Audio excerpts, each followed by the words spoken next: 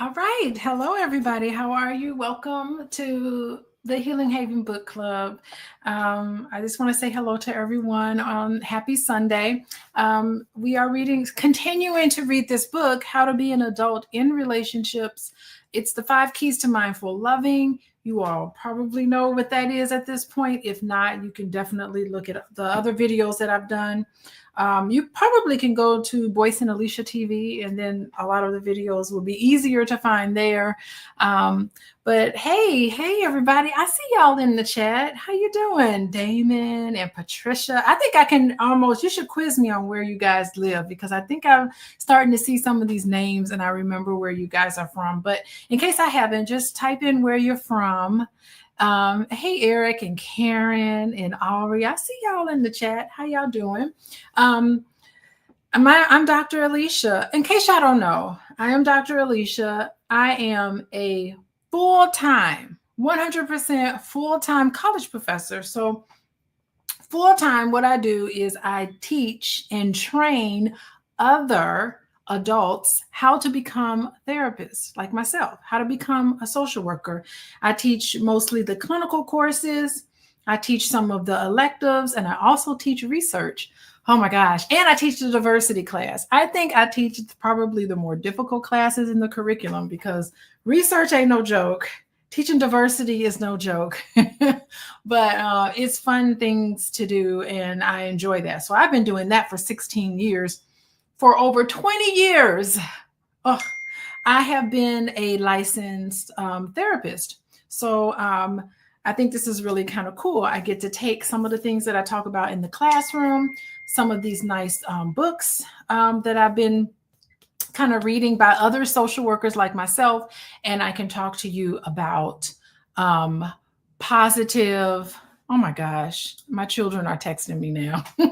It's distracting. But anyway, I can talk about healthy relationships because really that's what I'm promoting. I am a second generation healer. In case y'all don't know, my parents had advanced degrees in child behavior. Even my stepmom, like everybody who raised me, had advanced degrees in child behavior and healthy relationships. And so I'm the second generation of people who are educators and healers. So I'm a healer. And so anyway, I do want to talk about healing and us as Black folks. I was talking to Cleo Manago recently, and he was talking to me about some of the issues between Black men and women, between just Black people in general in this country. And part of the issues of us is that we got a lot of healing to do. So anyway, this is part of it today to talk about it. And believe it or not, we are talking about conflict. We are on chapter 5 of How to Be Adult in Relationships. We are on chapter 5, and we've been talking about conflict. Now remember, conflict is a normal stage in relationships. Do y'all hear that? Experiencing conflict is normal, even in healthy relationships. Now, the demarcation between whether that relationship ends well is our ability to deal with conflict, because it's gonna happen. It is a phase, a big phase in relationships. So if you haven't learned anything, at least at this point, you've learned that conflict is normal. It is to be expected. So conflict is normal and to be expected. And guess what? Today, we are continuing the conversation on what are the things you need to do so that you can address conflict in a way that's healthy, because it's going to happen. No matter how much you fall in love with somebody, you will experience conflict. So today is the day. In many other weeks in the past, we've been talking about how we can deal with conflict in a way that can not separate you and your partner, but bring you and your partner closer. So where are we from? Okay, Eric says he is from Tallahassee. That's right, Eric. We talked about Tallahassee, how I lived right off Mahan. I lived off Mahan in Buck Lake. That's where I lived in Tallahassee when I was a student there at Florida State University. So I lived in Tallahassee for about gosh, 4 or 5 years. Yeah, 4 or 5 years. It was a really lovely place. I love that place. It was a nice, Tallahassee is a good place, y'all. It's a nice metropolitan city. It's a city with 3 people. There's like lawyers because it's the state capital. Then there's university folk because all of the universities around. FAMU is there, Florida State, and a couple of other community colleges. And then you also have like the local people and the rednecks. I love the rednecks. Actually, I got along with them really well. So it's like a really interesting place. Welcome, Eric. Hey, LaShawn. Welcome, LaShawn. And Karen's from Newark, New Jersey. Yeah, so I see y'all. Oh, KJ from Charlotte, North Carolina. How you doing? Vegas, that's what's up. Taylor Thompson from Vegas. I've been talking to my sister-in-law about trying to go see Beyonce in Vegas. I don't know how y'all feel, but I like Beyonce, so I don't know. There's some mainstream people that I really like. Beyonce got it going on, and her music. By the way, Beyonce's music, she puts out songs that really make sense when it comes to relationships. So everything, it's like every topic we talk about, there's a Beyonce song that can explain it. So anyway, welcome everybody. Oh, and by the way, let me just let you know, if you want to know when I go live, probably because you know I'm live today. If you want to know when I go live, if you text the word love, LOVE, to 87948, then you'll get a message on when I go live, and then you'll be up on everything. So that is a good website to go to. Follow me on Instagram. Can y'all follow me on Instagram? At Coaching with Dr. Alicia. I'm on TikTok too, but I don't know. I don't know. It's strange because I'll post something on TikTok and it'll do really well. And then I'll post it on Instagram and it doesn't do well. And then Instagram, I'll do much better on Instagram on some posts, but not so much on TikTok. I don't know how to get the algorithm, but you're going to get me no matter how you do. You can follow me on TikTok, follow me on Instagram. You're going to get me. So just know that you'll get me. What else I want to tell you? If you want to reach out to me and talk to me and connect with me, individual work and couples work, of course, you can find me at coachingwithdralicia.com. That's what's up. And I'm Dr. Alicia, in case you don't know. We'll leave the website up in case people want to know how to get a hold of me. All right. Okay. So we are continuing our conversation here about conflict. It is the longest, most agonizing phase of a relationship. But it is a necessary phase of a relationship. This is where growth happens. Sometimes this is where you part ways, because as long as you are committed and open to giving and receiving the 5 A's of mindful loving, I think you're good to go. But if you get to the point where you're just not willing to meet your partner part ways, halfway, you're not willing to be open and to explore and talk about issues, then I don't know if you should be in a relationship with anybody. Or I don't know if that person you're with needs to be in a relationship with you. So I really do think that this is a very important, normal part of a relationship. Yes. How to deal with conflict. Okay, so let's see, where did we leave off? Oh, we left off last week about feedback. You got to give your partner feedback on how the relationship is going. You need to give your partner communication. You got to say it. Now, we also talked a little bit about introverts versus extroverted people. So, and I had my husband on here, Dr. Boyce, who is extremely introverted. And sometimes I'm like, what are you thinking? What's going on with you? Come on out and say it. I have to encourage him to talk. And sometimes, I realize that I need to like button it up a little bit because, I'm a therapist. I'm a second generation therapist. So, I believe in talking about feelings, talking about emotions. We all say it as it comes out. So that's the type of environment that I grew up in. And feelings were important, feelings were heard, feelings were validated, feelings were accepted, thoughts, feelings, all these things were encouraged as I was growing up. And then it wasn't until I left house that I was like, this is not second nature to some people. So Today, we're going to talk a little bit about compromise. What do you do when you have differences in thoughts and differences in how to articulate yourself and how to talk about yourself and what to do in relationships? So when the inevitable conflict happens. So that's what we're going to talk about today, how to deal with conflict. And believe it or not, the next section with Just Say It is on page 158. I like the paper copy because I'm old school, but y'all can get this on the Kindle. You can get the audiobook. Actually, I do have the Kindle version and I have the audiobook version, but I prefer, personally, I just prefer reading it. I prefer the old-fashioned way. I prefer the old-fashioned way. So we left off last time saying, say it. Whatever it is you need to say, you need to give each other feedback. You need to be open for feedback. And you need to create an atmosphere of definitely of appreciation and gratitude. But you also need to create an atmosphere where your partner feels comfortable opening up to you and saying things to you and listening and validating and all those wonderful things. Those are really important in healthy adult relationships. Don't bottle it up. There's no resentment happening. You got to come on out with it. But you also need to respect that some people take a little longer to process things. Some people don't. They just gut right on out. So you have to be able to calibrate that.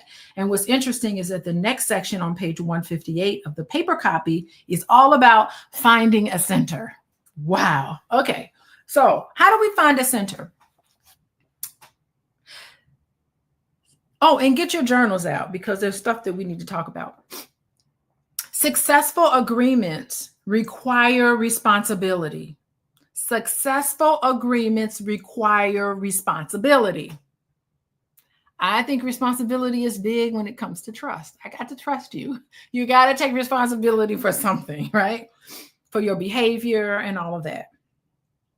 In a relationship in which one partner is substantially more responsible than the other, it can seem as if one needs to get the other to change. One person needs to get the other person to change because that person is more responsible. You need to be responsible 100%, right? For instance, one partner may always show up exactly on time and do exactly what he plans or promises to do, no matter what the circumstances. The other way, the other partner may be lackadaisical or irresponsible, not following through on commitments and not dependable. I ain't gonna text you back right away, where another partner texts you back immediately. The highly responsible partner may blame or try to fix the other with little success. What's wrong with you? Why can't you be on time for anything? One person errs by excess and the other by defeat. The virtue is in the middle, the mindful center, not on either side of the fault line. Whoa. It's funny how type A personality and type B personality, they'll get together. Who's a type B? Y'all let me know in the chat. How many of you guys are a stickler when it comes to like being on time?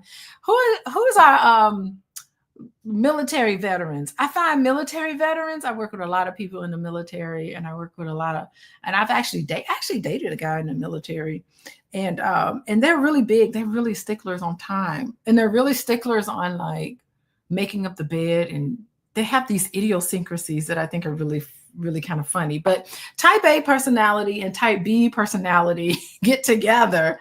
Oh, Eric, you got a military family? Yeah. What have you noticed? They're big on like uniformity and falling in line. It's not, not much flexibility there, because really in the military, you need to be precise because lives are dependent on it. So it is a positive quality in the military, but in relationships, it doesn't necessarily happen that way. Type A and type B. And it's so interesting because it says in the book, the virtue is in the middle, the mindful center, not either side of the fault line. So both of you are right. Maybe The type A personality person, the person who wants to be on time, like Lisa's husband. Lisa's saying, yeah, my husband's like that. My husband is type A. Maybe the type A personality, you will end up, it's funny how type A people, they will end up with someone lackadaisical. It just happens that way. And you can, if you have a type A personality, I think sometimes you need to like relax a little bit. You need to kind of calm down. But you're right. It is important to be on time.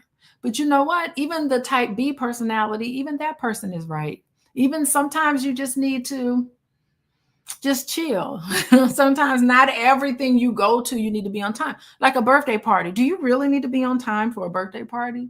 It's okay to be fashionably late, right? So I think type A needs to listen to type B and type B needs to listen to type A. So there's compromise there. There's a meeting in the middle, finding the center. Hey, Tara, how you doing? Ann's like, I'm not in the military, but I love to be on time. Then Ann, I know it's got to bother you if you with a type B person. Hey, Dr. Vibe, how you doing? How you doing, Dr. Vibe? Thanks for joining us, Dr. Vibe. Tell us, are you type A or type B? Let everybody know. I want to know. I think I am. I have idiosyncrasies. So there's certain things where I'm real kind of like, I can't be flexible, but then there's some things that I can be. It all depends on what. For me, it all depends on what it is. Certain things I'm like, no, it has to be done this way. It's like crazy. Anyway.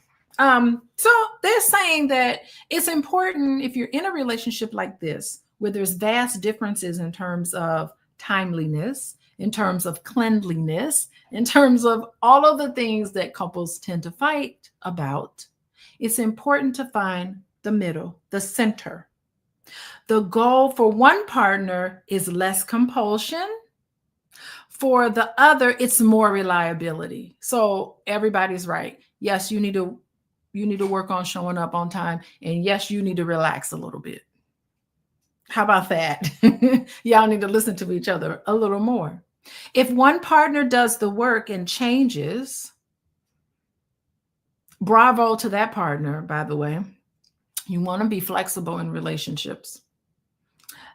That one can still accept the other and see her or him with amusement and compassion. No longer the complaint, with complaint.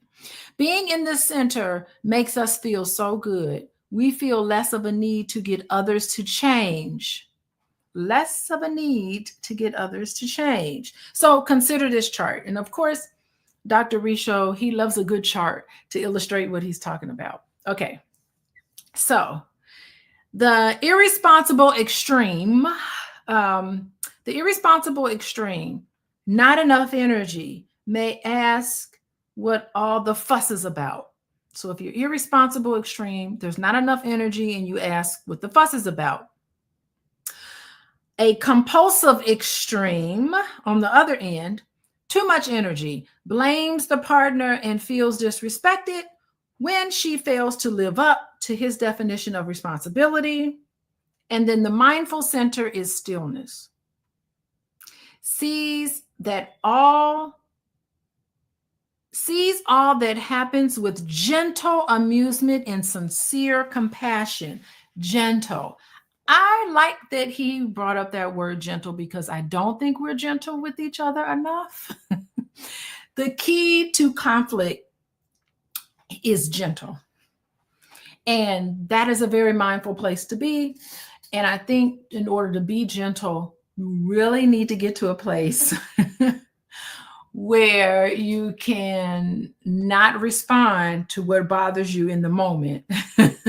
Just hold it in a little bit and then later have the conversation, not necessarily bring things up as it happens. Just hold on and bring it up at a time where both you and your partner can have a really nice, mindful conversation.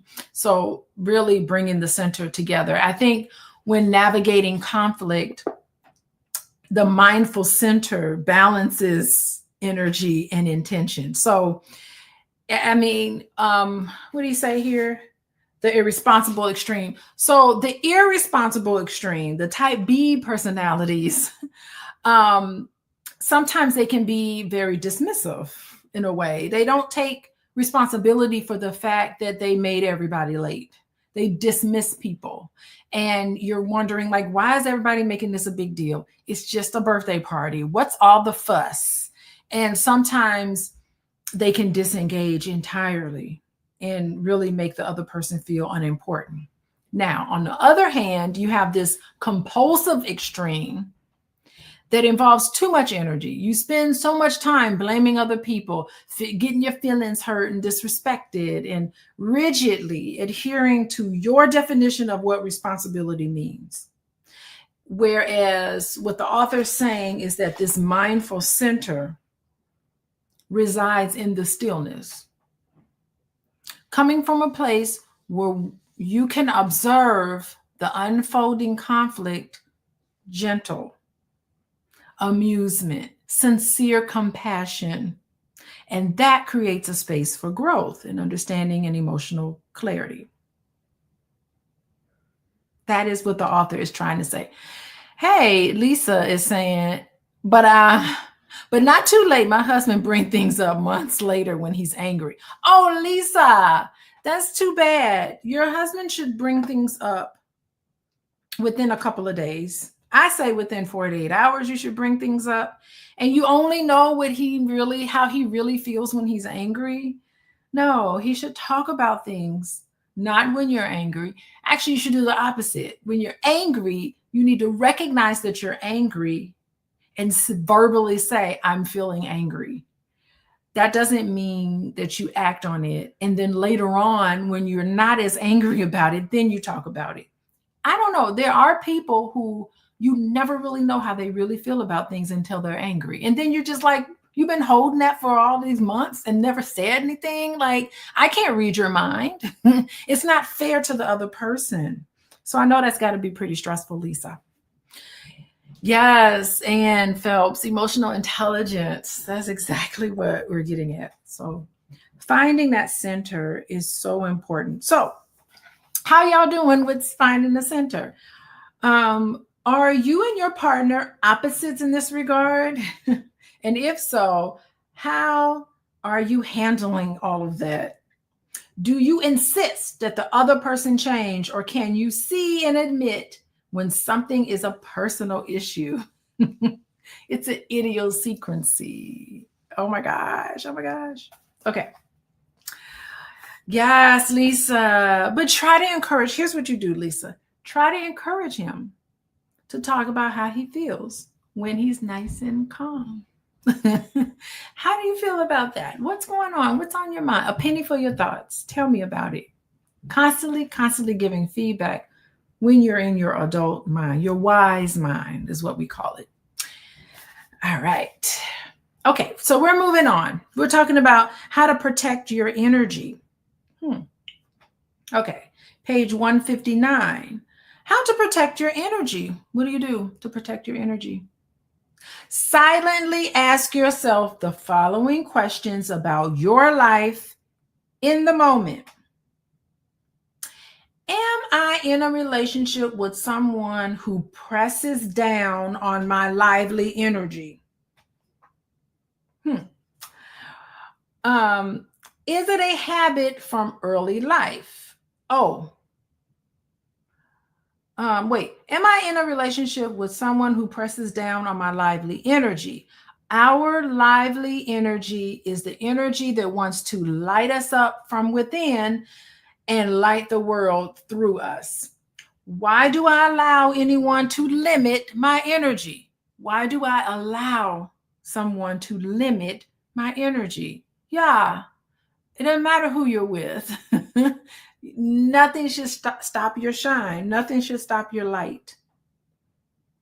Am I with someone who delights in my energy or who depletes my energy? And if they deplete your energy, why do you allow them to do that? Why?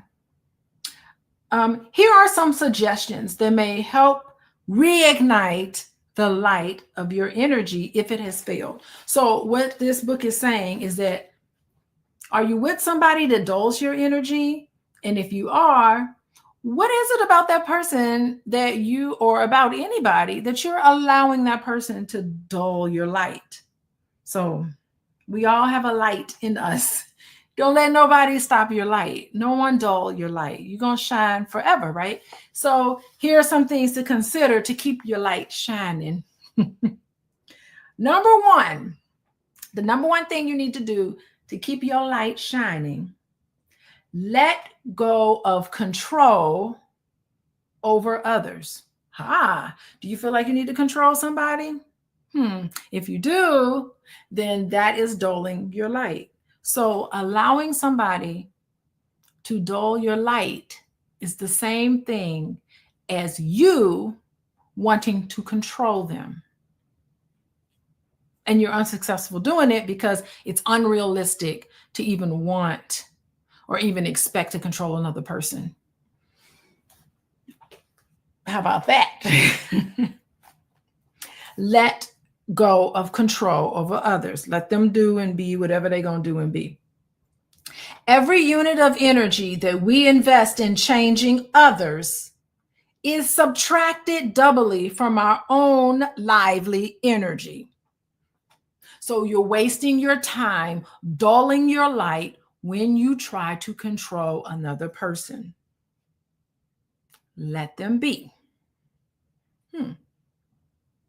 We may be controlling not so much to prevent bad things from happening as to prevent ourselves from feeling grief, anger, or disappointment. So controlling other people ain't even about that person in the first place. Controlling other people is not necessarily a desire to prevent harm, but it is a deep-seated intention to shield yourself from uncomfortable emotions that you're not willing to deal with: grief, anger, and disappointment.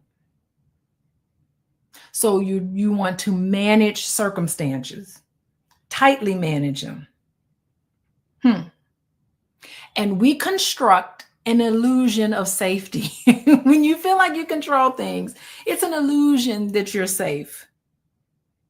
Believing we can sidestep these feelings altogether. But avoidance of these feelings disconnects us from the emotional world. And that's how you achieve self-actualization. A few weeks back, we spoke about self-actualization. And to achieve self-actualization means that you have to be comfortable with your pain. You have to be comfortable with your feelings in order to be comfortable with other people's feelings. This is called growth.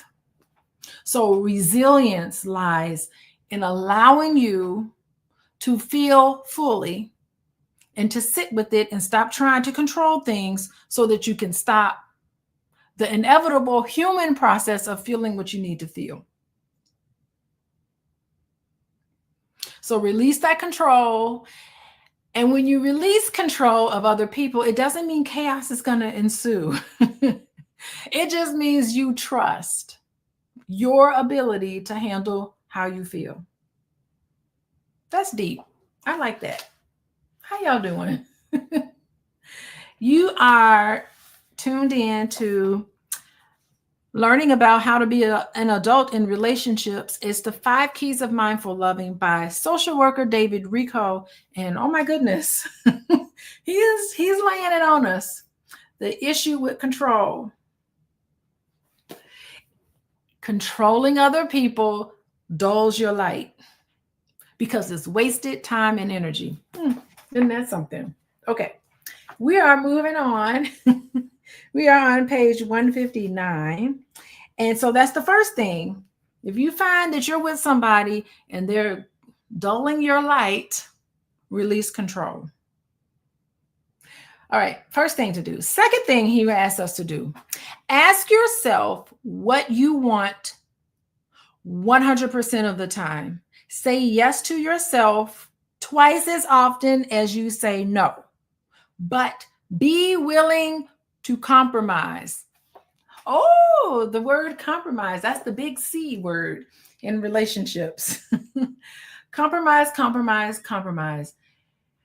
That is the key to healthy relationships. Talking about how to be an adult in relationships. It is the ability to compromise. I'm going to talk a little bit about that on Fly Nubian Queen this week on Tuesday. Y'all tune in. My day is Tuesday.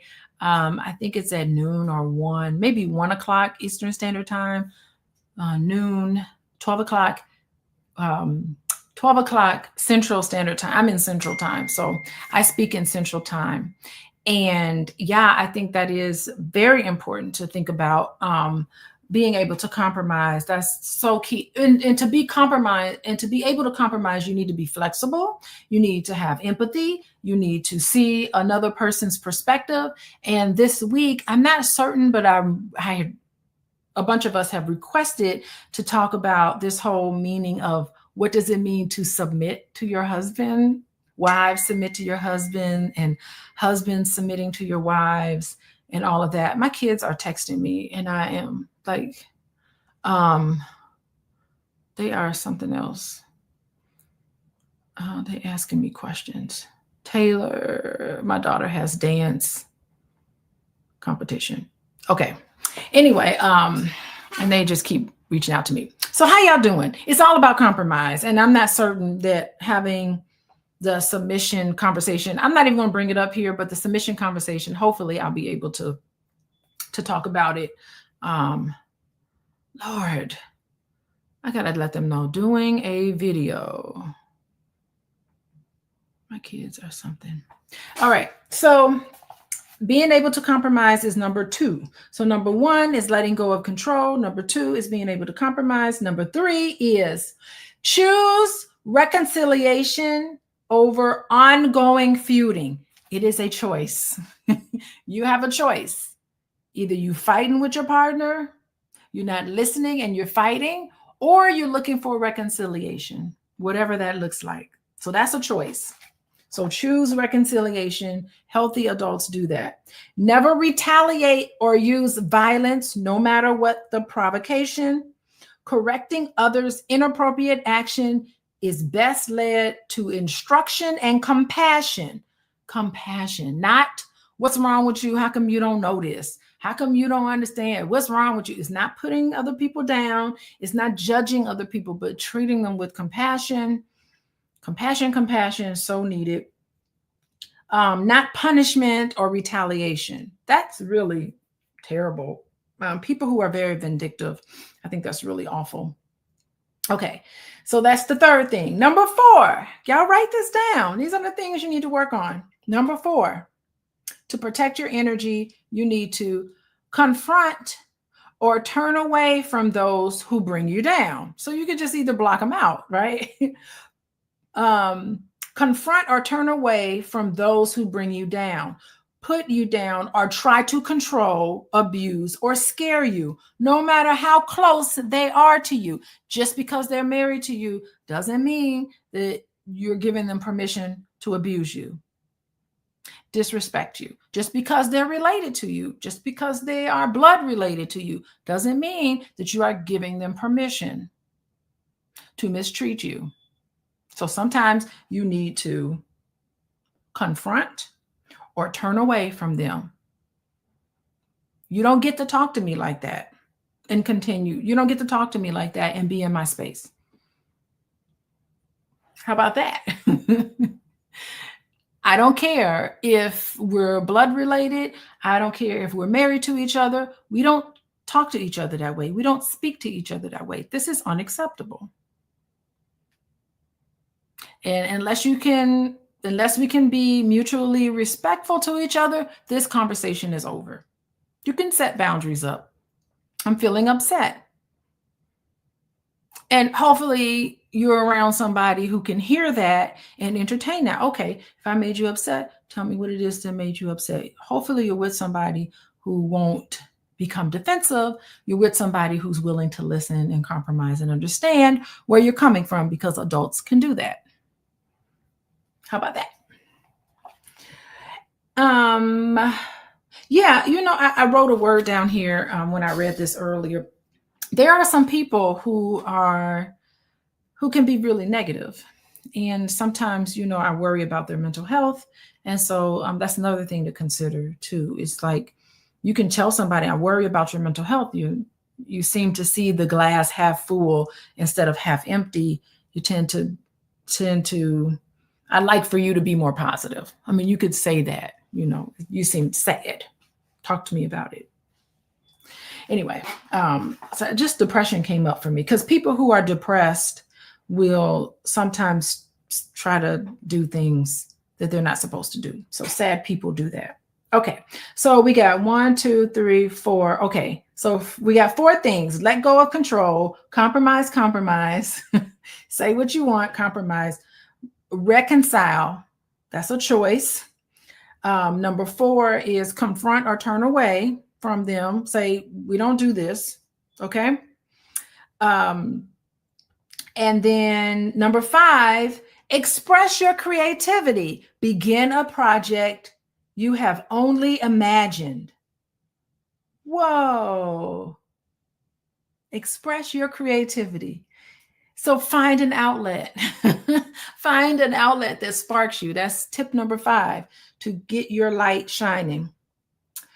And y'all know what it is. Some of the projects that's on your mind that you've been thinking about that you haven't been able to get to. Work on that. Start working on that. You don't need your partner's permission to do things you want to do, right? I like that. Number 6, be yourself sexually. Responsibly, of course. Yes, consenting adults. As long as there's consenting adults, there's nothing wrong with kink and all that other stuff.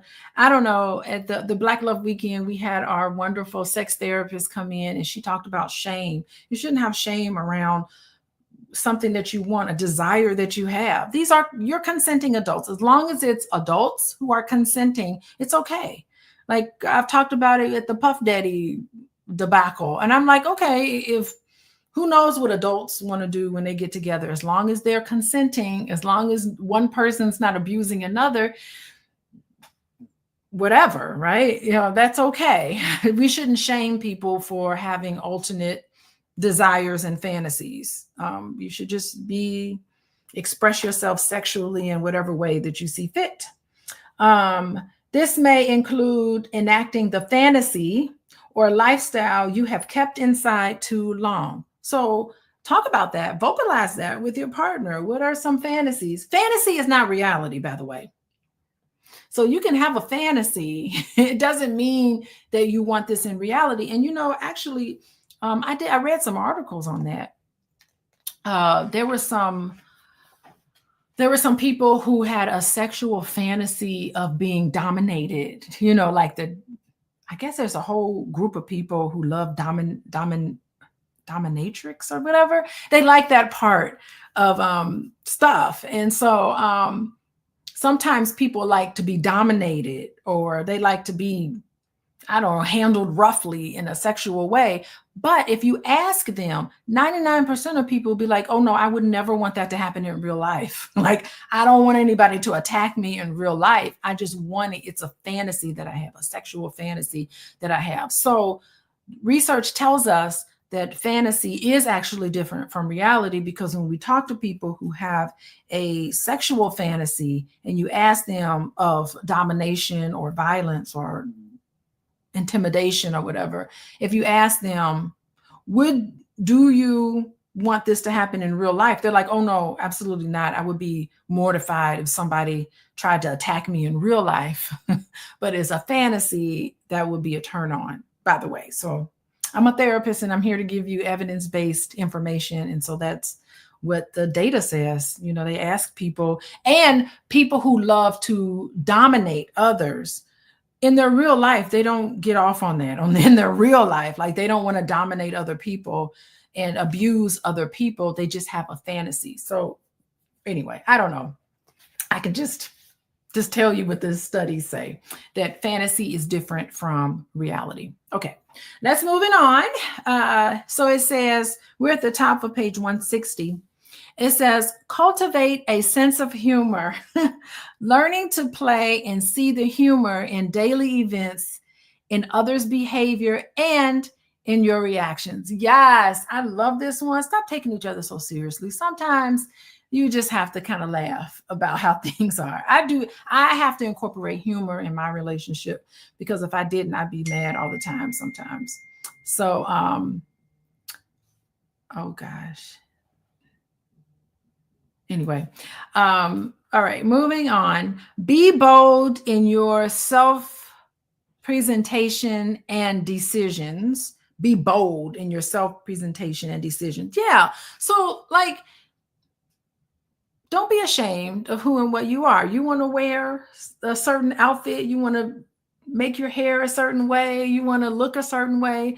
Feel good about that. Don't feel inhibited to be something different than what you really are. I like that one. The next one here, and this, by the way, let me recap. These are a way to ignite your light and increase your energy, the light of your energy. Okay. So the next one is make friends with nature. Y'all get that? All you got to do, it don't cost you nothing. If you want to ignite your light when you feel like it's been dulled from conflict in a relationship, connect with nature. Make friends with nature, not connect with nature, make friends with nature. Make friends with nature to protect your energy. I like that one. I don't know. I feel like getting out in nature where spring is upon us. I think getting out in nature is a grounding activity. And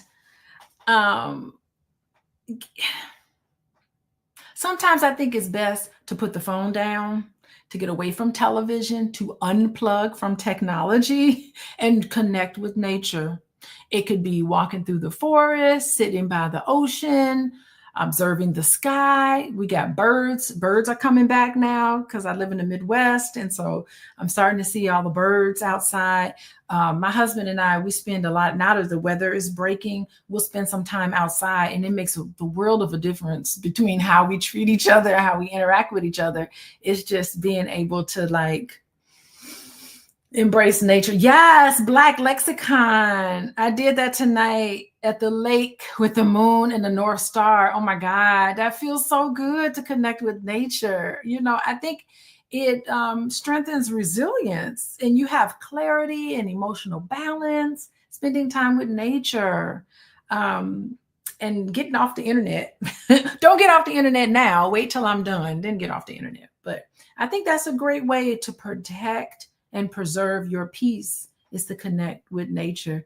Eric says, I have fox, deer, turkey, rabbits in your yard. Oh my God. Okay. Well, if Armageddon happens, you'll have a meal in your yard. Fox and deer. That's pretty awesome though. Yeah. Tallahassee. I remember in Tallahassee, I had a few run-ins with snakes. Eric, I did not like the snakes. There were a lot of big old snakes. I used to go running in Tallahassee, and I did not like the snakes. But anyway, okay. How we can protect our peace.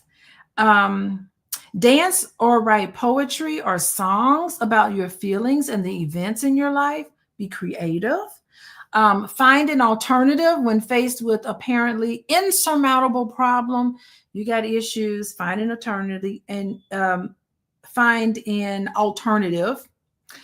Lively energy is joy, and joy happens when we find an alternative to the either ors. So finding an alternative is important. Tell the secret you have tell the secret you have complicated your life to keep. Whoa. So to protect your energy is the secret of complicating your life. Wow. So you've kept something to yourself. You've not revealed things about yourself, particularly to your partner. And it's made your life complicated. That's exhausting. That definitely will steal your light. And the thing is that some people believe that if I keep this secret inside, I'm avoiding conflict and I'm maintaining harmony. But what happens is that it suppresses your own truth and your own need. So whatever secret you guys are carrying around, it's a burden you. It's weighing you down. And you can't please everybody at the expense of your own peace. And people go to great lengths to ensure that certain situations, they don't talk about certain situations because they don't want things to escalate. They bite their tongues in moments when they feel like they should speak up. Some people overthink. Some people assume, and they have so much shame. They have so much shame in hiding a secret because they don't want to upset other people. And they're thinking that I'm going to resolve the tension by keeping this secret.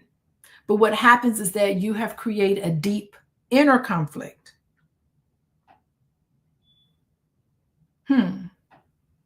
So you're complicating your life by prioritizing an illusion of peace and calm for your own honesty.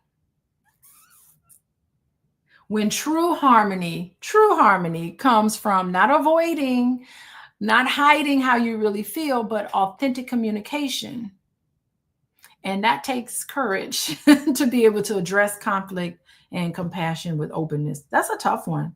I think that's a tough one. Eric says, confess with your mouth for forgiveness and redemption. Yeah, say what it is that's going on with you. Don't hold things in. Have a conversation with trusted people. That's a good one. Tell the secret you have complicated your life to keep. Tell the secret you've complicated your life to keep. Okay, last but not least, drop every yes but that comes to mind as you read this list. How many of y'all were like, yes, but I can't do it. Yes, but I can't do that. Y'all think y'all can do it? Do you think that you can? Last week, we had a challenge of saying what's on your mind. Wait, what was the challenge last week? Was express resentments and appreciation daily. How y'all doing with that?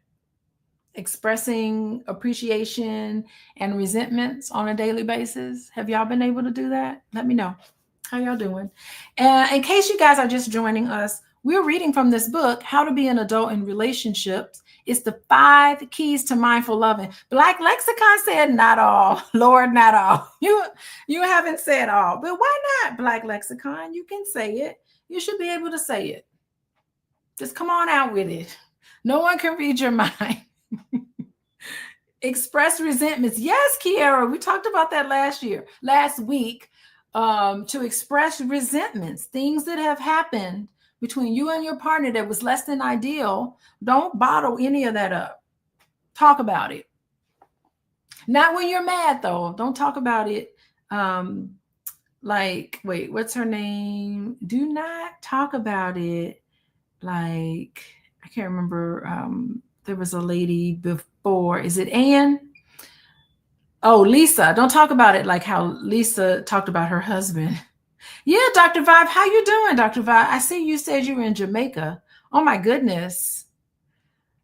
You're in Jamaica. So, if you're in Jamaica, you can get connected with nature. But talk about it. Talk about how you feel. That was the challenge. So, yes, Kiara, our challenge from last week was talk about how you feel.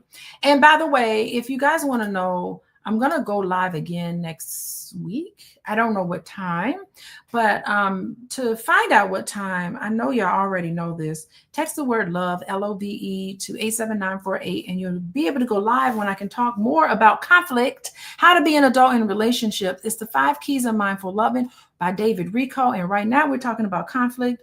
I think conflict is the biggest stage of a relationship. Yes, it's a stage of a relationship. It's a stage. Your love is being tested. And so I want you guys to know it's a stage. Falling in love is the stage. Meeting another person, all of that, being ready for a relationship, all of it is a stage. Conflict is a stage. It's a necessary stage in all relationships. And today we are talking about how to deal with it in a way that is healthy and that is mature. And this is how we heal. This is how we break generational curses, is getting this right. Yes. Talk about it. Yeah, it's a real challenge, Ann. I agree with you. Ann said that's a real challenge in my house. Talk about it. Yeah, right. Well, it's courageous sometimes. And you have to ask for permission. Say, I want to talk to you about something that's been on my mind for a while. When is a good time? Get permission. And then remember, be gentle. I feel. Talk about how you feel. I feel. And I would like this to be this way. I would love for this to be this way. I feel sad because sometimes I get the impression that I'm not listened to, and I would love for you to listen to me more. Whatever it is that's going on. If I had to talk, there's a New Testament biblical scripture to keep certain things to yourself, not in healthy relationships. Don't bottle it up. Yeah, you know what? Black Lexicon, I hope you tune in to Fly Nubian Queen. Hopefully we'll talk about it this week, about things that the Bible says. There's different interpretations of the Bible. Remember, there was one interpretation of the Bible that said slavery was okay. Hello. That's one interpretation of that Bible, and it's in the Bible, all through the Bible. So anyway, we are going to move on. We're going to move on to page 160. We're on page 160. Matching what I want with what you can give. How about that? So we need to be realistic. Matching what I want with what you can give. Okay. We may be demanding that our partner meet what we believe are reasonable expectations. I demand you do this. I don't know if that's a good thing to do, demanding that your partner, you can invite your partner to do certain things, but ultimately you can't control another person. You can invite that person to do something. So if I have an issue with my husband, well, just this week I was asking him, hey, I'd like for you to, for instance, hang your coat up when you come in, or put your shoes away because I'm tripping over them. I'm inviting you to do that. And he can either say yes, no, or whatever. I can't control what he does, but I can definitely invite him to do certain things. Again, he can do the same for me. He can invite me, but he can't control me. And if he chooses not to put his shoes away, then there's consequences. I could just take his shoes and throw them down the stairs like I do, when he forgets, so whatever it is, I can't control another person. He can't control me, but he can ask me to do something. And typically I'm looking for compromise, right? If it's something that's not a big deal, I don't mind adjusting. So it all depends. You have to be able to match what you want with what you can give, right? You have to be able to match what I want with what you can give.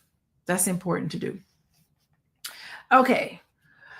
So we may be demanding that our partner meet what we believe are reasonable explanations. And I just talked about how demanding is not healthy. For instance, Jennifer rushes in the last minute for an outside engagement rather than being ready early. So Jennifer is late, as Roger always is. So Roger's early. Roger's ready to go, but Jennifer is late. Yet Jennifer has shown over the years that it is not in her character for her to be like Roger in this respect. So we got two different people. They're two different individuals. In fact, her lifelong style is to put things off till the last minute. So she's a type B and Roger's type A. Oh gosh. But Roger is convinced that any partner of his should do things the right way. What? So Roger's like, you either be on time or else, but it's not in her nature to do that. So what do?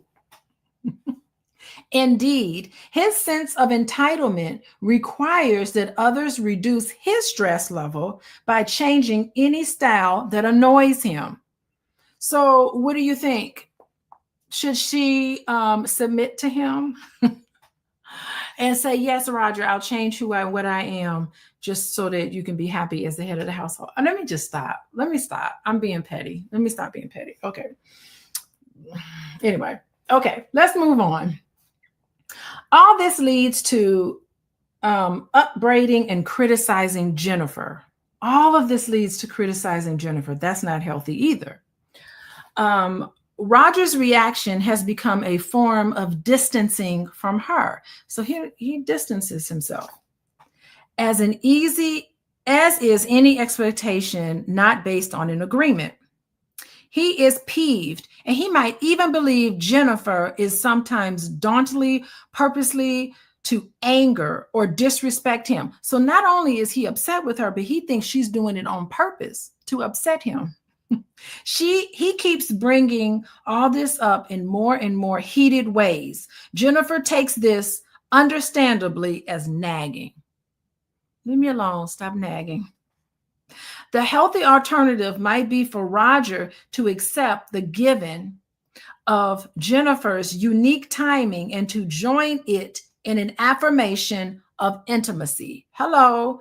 The healthy alternative might be for Roger to accept the given of Jennifer's unique timing and join it to an affirmation of intimacy.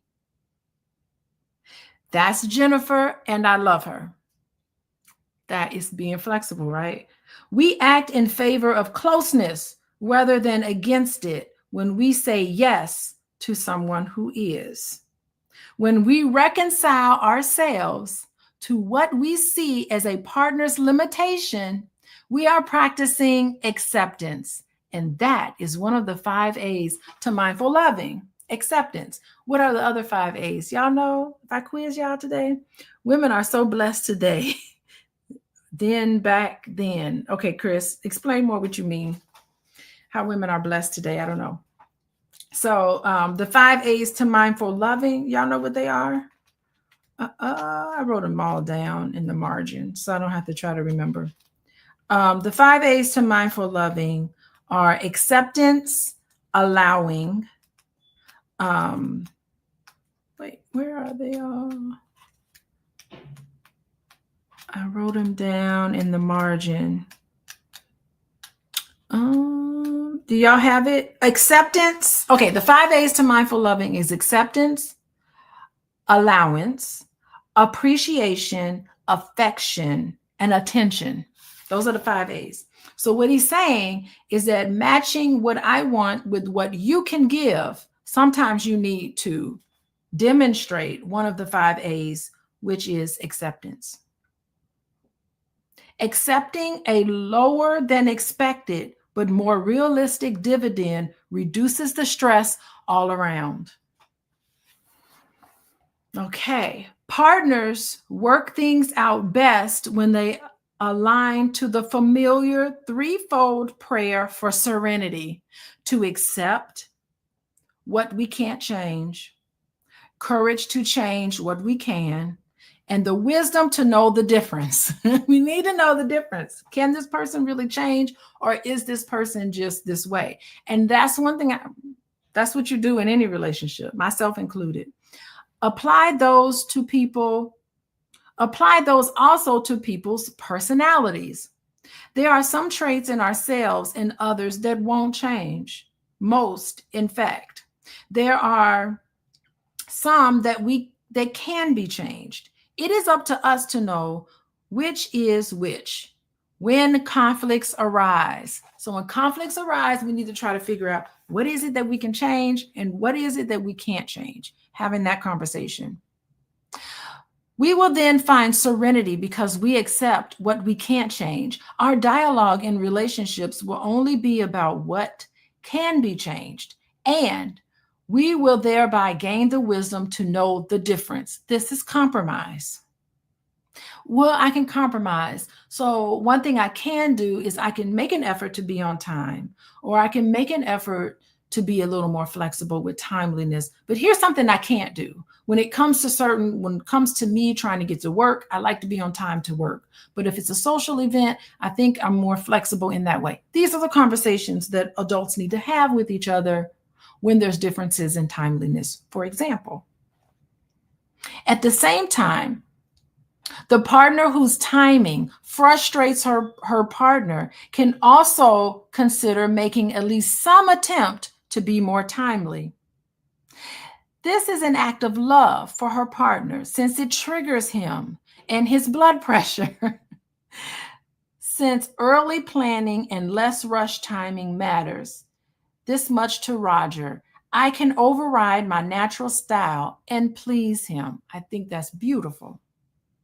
Jennifer has made a decision for closeness at no great cost to her and as a gift to the one she loves. That is really wonderful. I think that is a great lesson for us. We all need to choose closeness. So when we see that there's a difference, we need to choose closeness. This is a good lesson to learn when handling conflict. Accepting the balance between what you desire and what others are realistically able to provide. It's an art. I think it's an art. Trying to figure out, the 5 A's is, Anne is asking, what is the 5 A's? The 5 A's is attention. These are the 5 A's to mindful loving. This is the key to how you need to treat other people in your relationship. You need to be able to give and receive attention. Doesn't have to be all the time, but you need to make time for attention. When you're not on your phone, you're paying attention to the person who matters to you. Acceptance, you're accepting them. This is applicable to dealing with conflict. There's certain clashes that happen in conflict. When it arises, we need to be realistic. Realistically, we need to think about what the other person can realistically provide. And some of the things that they can't provide, we need to demonstrate acceptance. We need to allow people without judging them, allow them to be who and what they are, encourage them to be who and what they are. You need to have affection, physical touch. It could be words, affectionate words. You need to have affection. And last but not least is appreciation. So not focusing on the negative, but demonstrating being grateful for your partner and appreciating. And those are the 5 A's. If we all treated each other that way and accepted treatment no less than that, then that's how we deal with conflict. That's how we deal with life in general. That's how we break generational curses of trauma. That's how we heal. So,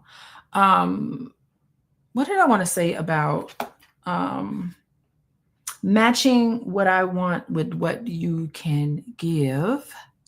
I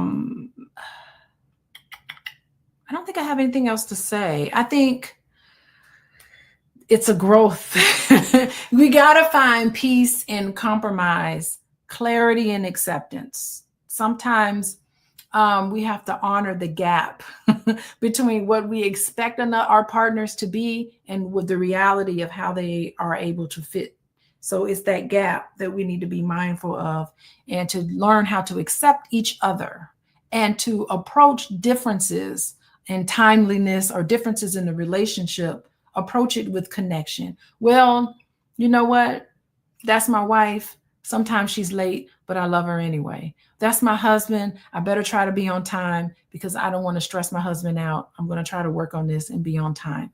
That's how you deal with conflict with each other. You try to come up with some compromise, realistically accepting each other. And where you draw the line, it's all the way you manage things. Got it? We gonna get this, y'all. We gonna get this. Oh my God, it's the top of the hour. How y'all doing? We're going to continue our conversation. I think next week, I'll be back next week. My daughter has a dance competition, but I think she'll be done by March 9th. She'll be, daylight saving time, but I'll still be ready. I'll be ready to meet with y'all next week. We're going to finish up conflict. Yikes. I think we'll finish it. Let's see.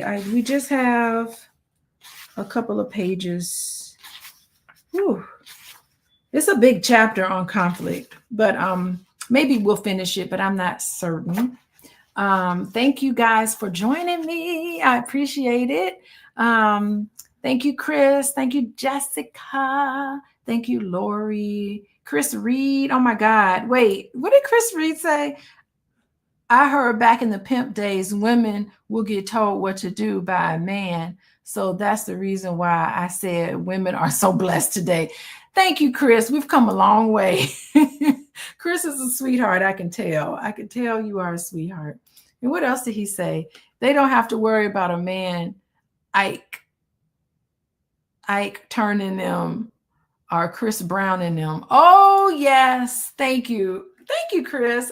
Those are some good words. Believe it or not, I know what he means. We've come a long way with women's rights. I was having a conversation. We talk about extremes. I was having a conversation with my husband today, and he was blaming everything on feminism. And I was like, hold on a second. You are a feminist. I had to educate my husband. You are a feminist. I'm like, don't you believe that I deserve the same pay as a man in my same position with the same qualities, with the same attributes? He's like, yeah, I do believe. Then that makes you a feminist. What he was referring to was extremes. And so I'm like, those extremes are toxic. But in reality, there's some part of you that's feminist, right? You are a feminist. So I think we get into these extremes and we need to be able to pull things in a little bit and stop being extreme with stuff. So anyway, I thank you all for joining. Come back next week and we will chop away at conflict, how to handle conflict as an adult and not childish. And we've seen plenty of examples of childish behavior. So if you want to get a hold of me, definitely reach out to me. Where's my website? My website is here, coachingwithdralicia.com. Y'all follow me on Instagram, Coaching with Dr. Alicia. I am so close to 10,000 followers. I'm like super close. So make sure you follow me so I can get 10,000 subscribers and you can get some valuable content on my Instagram page. Again, Coaching with Dr. Alicia. That's how you can contact me if you want to work with me individually, as a couple. And y'all, we're going to learn all about compromise, all about how to be gentle, all about connecting with each other in spite of differences. We can do it. We can do it. I know we can. I believe in us. And I'll see y'all next week. Bye-bye.